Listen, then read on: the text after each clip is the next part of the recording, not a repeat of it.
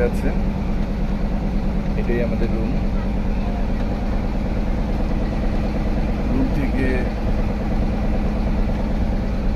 নদী দেখা যায়। মাত্রই পানিতে গোসল করছি, এখন এই যে উঠে বসে আছি।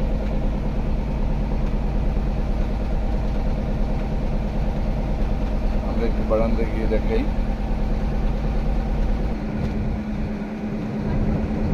আমাদের বারান্দা দিয়ে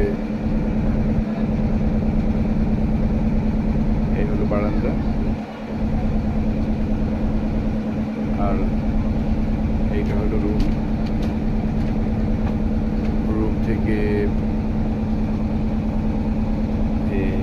বারান্দা দেখা যায়, বারান্দা থেকে রুম দেখা যায়।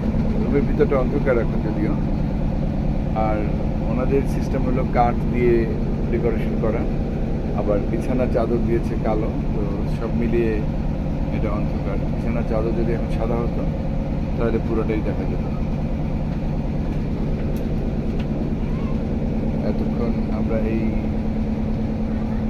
জাদুকাটা নদীতে গোসল করেছি। গোসল করে শানা আপু আবার নিজেকে ড্রেসিং করেছে, মানে অর্থাৎ ড্রেস আপ করেছে।